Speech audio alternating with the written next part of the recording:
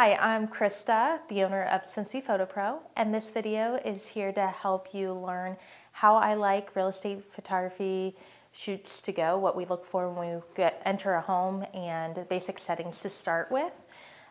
Basic equipment I like to start with is a full frame camera. We need a tripod. I like to use a camera ranger so I can manually change the settings without touching the camera, and an off-camera flash. We also need a wide-angle lens.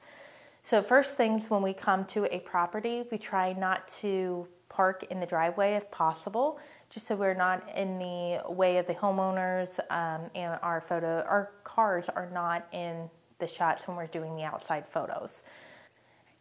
When you first enter into the home, put on some shoe coverings. They can be disposable or reusable ones, but this is going to help protect the client's home from getting dirt that we may have on our shoes throughout the home, especially if it's a nicer home or a property that has carpet. We don't want to track in what we have on our shoes onto their flooring. After putting your shoe coverings on, a couple other things we look for when we go around the home is to make sure that the windows are open consistently throughout the house. So we'll have the blinds all the way up, maybe halfway up, or sometimes we'll have them all the way down and just turned open. Sometimes I have to ask the agent which way they prefer. Otherwise, I usually have them up unless we're trying to kind of hide what's on the outside, if it's not in a great neighborhood or something like that. So we'll go around and make sure that minor things are put away. If there's papers on the counter, we'll go ahead and stick that in a drawer, or in a bathroom. We'll make sure that the toilet brushes are hidden, the toilet seats are down, and any soap containers or anything like that are put away if they don't look very nice. If there's a few things around the house, we may ask the homeowner or the agent to help us move it, but if nobody's there and just moving a few things makes the shot look a lot better, we'll go ahead and move those out of the way.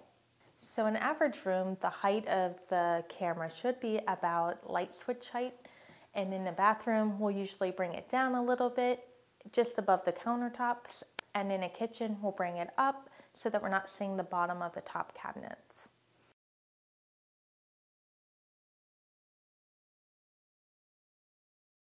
So when we're framing up a shot, I like to make sure that we're capturing the flow of the room and where it is going from room to room. We want to make sure we get the windows, any closets, or any special features like a fireplace. So when we're first shots I like to take is when you enter the front door. What is that view when you come in the front door, and then turning around and showing the entryway and the front door as well. All right, so the basic settings that when I'm going into a room like a living room or dining room where it's going to have light shining in through the windows is we need to get exposures for every area in the frame. So the windows, the halls, the distant rooms, and the room that you're in. So we're going to do that by starting off with ISO 400. We're going to do f-stop about 6.7. You can go up to about 8. And then we'll do a bracketed shot. I do 50 as the midpoint, 1/50th. We'll do 2 stops apart and 3 brackets. I have my flash at 1/116th. I raise that above my head. We'll take the 3 brackets, and then I check those exposures. Checking the 3 brackets, I make sure that the windows are exposed properly, the room that you are in is exposed properly, and then the hallways or distant rooms.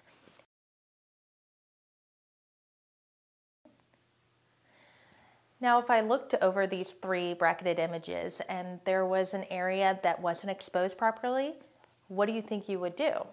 Say the windows were still overexposed. You could turn down or turn up the shutter speed so that it lets a little bit less light in and makes the windows darker. If the distant room was too dark, you could either turn down the shutter speed to allow a little bit more natural light in, or you could take your flash into that room and pop the flash in that area and take another exposure. So with the shutter speed, I've gone down to about 1/10 but if there's windows or light fixtures, sometimes it gets too hazy or too bright around those areas, and so it's not a proper exposure. That's when I bring the shutter speed back up to 80 to 100, and then I will compensate either with a little bit more ISO, so up to 800. I don't like to go above 800 because then it gets too grainy, or I usually bring my flash in that room. So I can do 1/16 in that room with the flash, or bump the flash up a little bit too if needed, if the windows or if the walls are really dark or anything like that. When you do the bathroom, I usually lower the tripod so that the camera is just above the counter height. We make sure that everything is moved out, like the toilet brushes, the toilet seat is down, and often the shower curtains are closed. Unless we're showing like really nice tile or something like that, then the agent may want that part of the way open. But just take the best frame for the particular bathroom. In smaller rooms, we can usually get the shot in a single exposure, like a bathroom or a laundry room that's pretty bright. I'll start off with ISO 100, shutter 100, and a pop-up with the flash. This particular shot was just a little bit darker than I like, so I'm just going to bump the ISO up a little bit to 200, and we're going to take another shot.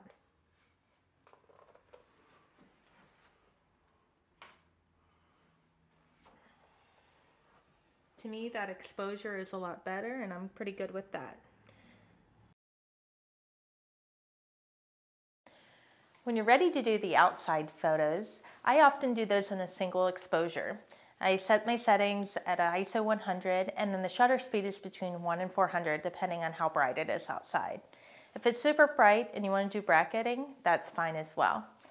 But what we typically do is, if you can get a good angle, we do the corner and the center photo of the front and the back. We get the yard, any entrances, so don't forget about the side entrances if they have them, and creative angles of the decks or porches.